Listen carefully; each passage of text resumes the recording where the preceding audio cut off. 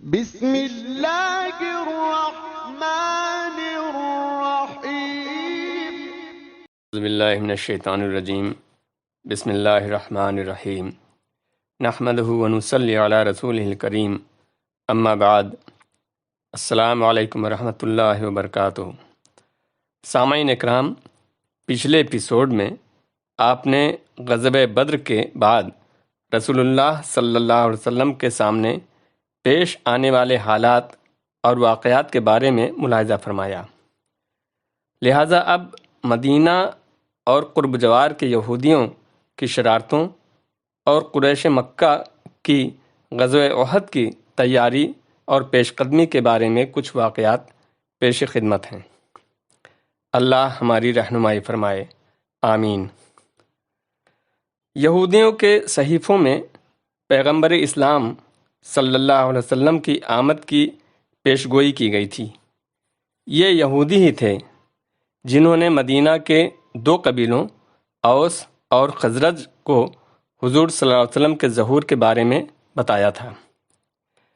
جب نبی کریم صلی اللہ علیہ وسلم مدینہ تشریف لائے تو یہودیوں کو امید تھی کہ حضور صلی اللہ علیہ وسلم ان کا عقیدہ اختیار کر لیں گے، لیکن جب آپ صلی اللہ علیہ وسلم نے دین اسلام کا اعلان فرمایا اور یہودیوں کو اسلام کی دعوت دی تو انہوں نے منحرف رویہ اختیار کیا اور مسلمانوں کے خلاف تخریبی کارروائیوں کا سہارا لیا۔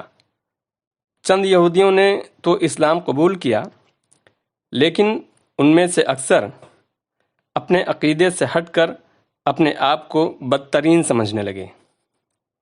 انہوں نے قرآن پاک کی آیات میں تحریف کی اور اسلام کا مذاق اڑایا۔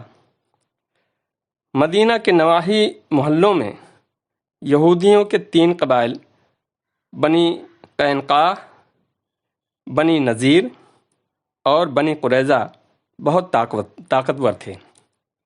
آپ صلی اللہ علیہ وسلم نے مدینہ تشریف لاتے ہی جو معاہدہ مرتب فرمایا تھا اس میں یہودیوں کے یہ تمام قبیلے شامل تھے۔ قریش نے جس طرح عبداللہ بن ابی کے ساتھ ساز و باز شروع کیا تھا، اسی طرح ان یہودیوں کو بھی برابر اپنا ہمراز بنانے میں لگے تھے۔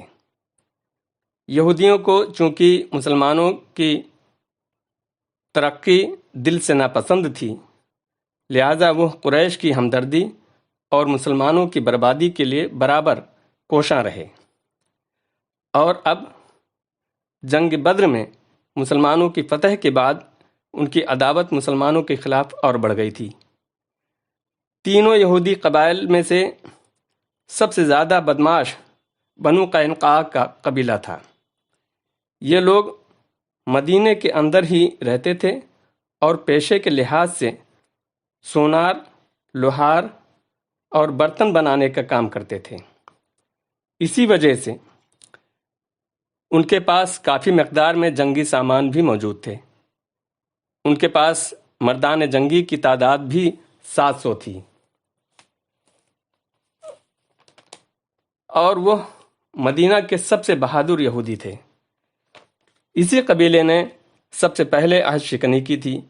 امام ابو داؤد نے حضرت ابن عباس رضی اللہ تعالیٰ عنہ سے روایت کی ہے کہ جب رسول اللہ صلی اللہ علیہ وسلم نے قریش کو بدر کے دن شکست دی اور آپ صلی اللہ علیہ وسلم مدینہ تشریف لائے تو قینقاع کے بازار میں یہود کو جمع کیا اور فرمایا، اے جماعت یہود، اس سے پہلے اسلام قبول کر لو کہ تم پر بھی ویسی ہی مار پڑے جیسی قریش پر پڑ چکی ہے۔ انہوں نے کہا، اے محمد صلی اللہ علیہ وسلم، تمہاری مٹ بھیڑ قریش کے اناڑی اور نا آشنائے جنگ لوگوں سے ہوئی ہے اور تم نے انہیں مار گرایا۔ اگر تمہاری لڑائی ہم سے ہو گئی تو پتہ چل جائے گا کہ ہم مرد ہیں۔ اس کے جواب میں اللہ تعالیٰ نے قرآن مجید میں سورہ آل عمران کی آیت نمبر 12 اور 13 نازل فرمائی، یعنی ان کافروں سے کہہ دو کہ عنقریب مغلوب کیے جاؤ گے اور جہنم کی طرف ہانکے جاؤ گے، اور وہ برا ٹھکانہ ہے۔ جن دو گروہوں میں ٹکراؤ ہوئی ان میں تمہارے لیے نشانی ہے۔ ایک گروہ اللہ کی راہ میں لڑ رہا تھا اور دوسرا کافر تھا۔ وہ انہیں اپنی آنکھوں سے اپنے سے 2 گنا دیکھتے تھے، اور اللہ اپنی مدد کے ذریعے جس کی تائید چاہتا ہے کرتا ہے۔ یقیناً اس میں آنکھوں والوں کے لیے بڑی عبرت ہے۔ یہاں کافروں سے مراد یہودی ہیں۔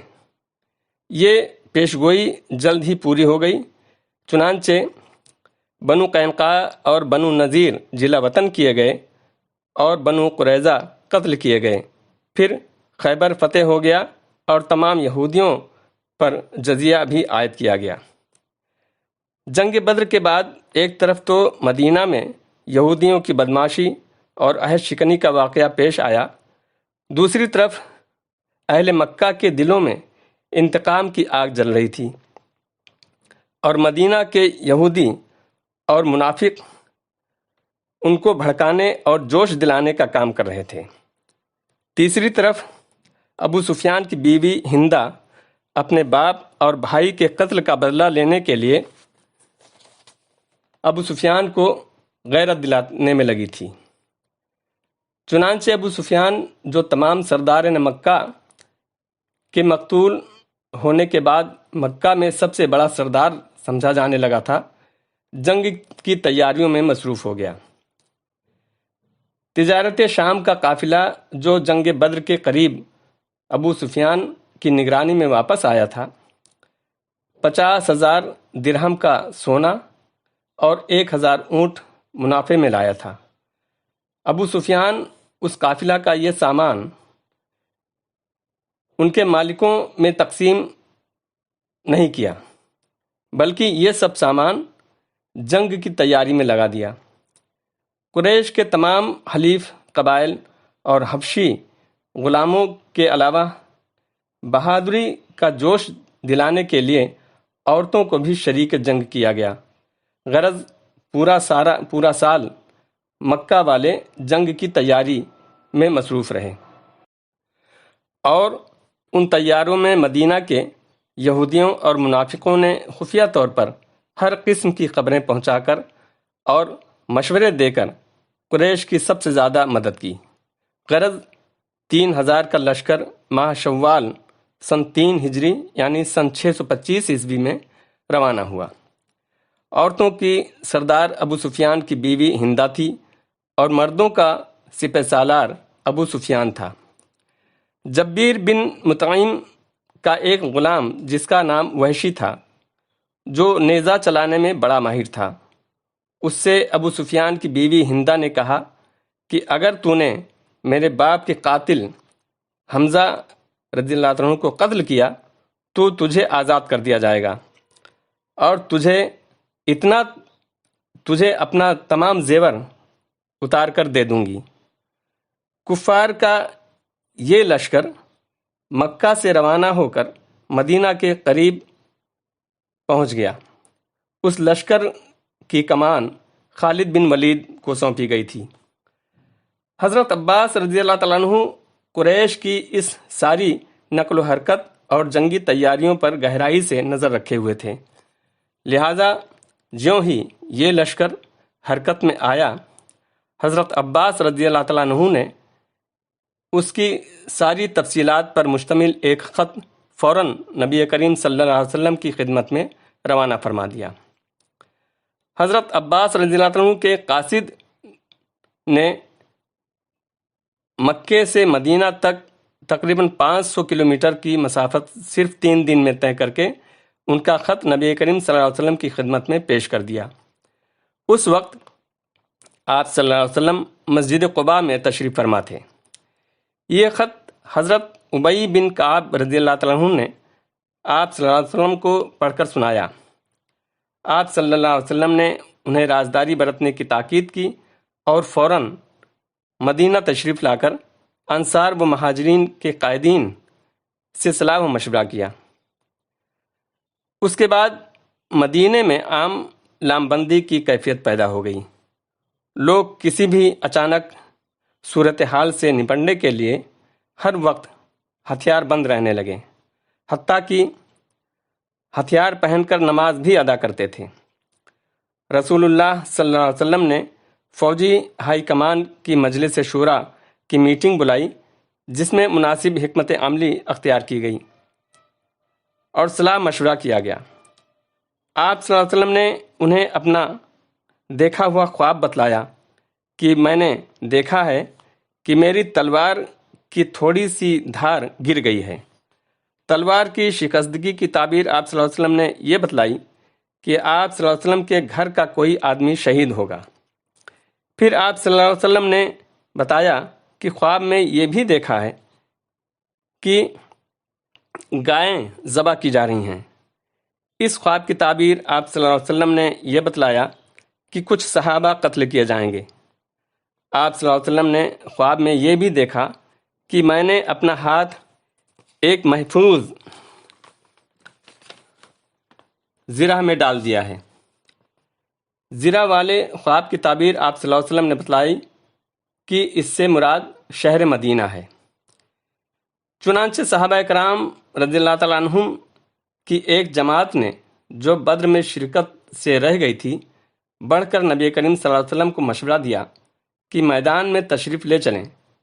کچھ صحابہ نے کہا کہ اے اللہ کے رسول صلی اللہ علیہ وسلم، ہم تو اس دن کی تمنا کیے ہوئے بیٹھے تھے اور اللہ سے اس کی دعائیں مانگا کرتے تھے۔ اب اللہ نے یہ موقع فراہم کیا ہے اور میدان میں نکلنے کا وقت آ گیا ہے، تو پھر آپ صلی اللہ علیہ وسلم دشمن کے مد مقابل ہی تشریف لے چلیں۔ ان گرم جوش صحابہ میں خود رسول اللہ صلی اللہ علیہ وسلم کے چچا حضرت حمزہ رضی اللہ تعالیٰ عنہ بن عبد المطلب سر فہرست تھے، جو معرکہ بدر میں اپنی تلوار کا جوہر دکھلا چکے تھے۔ رسول اللہ صلی اللہ علیہ وسلم نے آخری فیصلہ یہی کیا کہ مدینے سے باہر نکل کر کھلے میدان میں مقابلہ کیا جائے۔ اس کے بعد نبی کریم صلی اللہ علیہ وسلم نے جمعہ کی نماز پڑھائی، تو واعظ و نصیحت کی، جد و جہد کی ترغیب دی اور بتلایا کہ صبر اور ثابت قدمی ہی سے غلبہ حاصل ہو سکتا ہے۔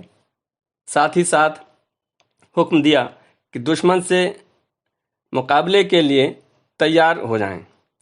یہ سن کر لوگوں میں جوش اور خوشی دوڑ پڑی۔ یہاں اس بات کی بھی وضاحت کر دوں کہ عبداللہ بن ابی منافق کی یہ رائے تھی کہ مدینے کے اندر ہی رہ کر مدافعت یعنی بچاؤ کیا جائے، مگر صحابہ کرام رضی اللہ عنہم میں سے اکثر کی یہی رائے تھی کہ ہم کو مدینہ سے باہر نکل کر مقابلہ کرنا چاہیے تاکہ دشمن کو ہماری کمزوری کا احساس نہ ہو۔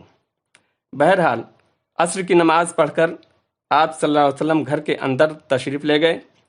آپ صلی اللہ علیہ وسلم کے ساتھ میں حضرت ابوبکر و حضرت عمر رضی اللہ تعالیٰ عنہ بھی تھے۔ انہوں نے آپ صلی اللہ علیہ وسلم کے سر پر عمامہ باندھا اور لباس پہنایا۔ آپ صلی اللہ علیہ وسلم نے نیچے اور اوپر 2 زرہیں پہنی، تلوار حمائل کی اور ہتھیار سے آراستہ ہو کر لوگوں کے سامنے تشریف لائے۔ اس وقت لوگ جمع ہو چکے تھے۔ پھر آپ صلی اللہ علیہ وسلم نے لشکر کو 3 حصوں میں تقسیم فرمایا۔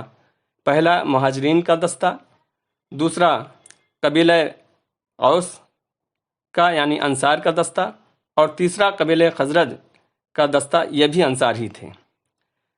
مدینہ میں ایک صحابی حضرت ابن ام مکتوم رضی اللہ تعالیٰ عنہ کو اس کام پر مقرر کیا کہ وہ مدینے میں رہنے والے لوگوں کو نماز پڑھائیں اور آپ صلی اللہ علیہ وسلم کی غیر موجودگی میں مدینہ کا انتظام درست رکھیں گے۔ اس کے بعد آپ صلی اللہ علیہ وسلم نے 1000 آدمیوں کے ہمراہ کوچ کا اعلان فرمایا۔ باقی انشاءاللہ اگلے ایپیسوڈ میں جاری رہے گا۔ السلام علیکم ورحمۃ اللہ وبرکاتہ۔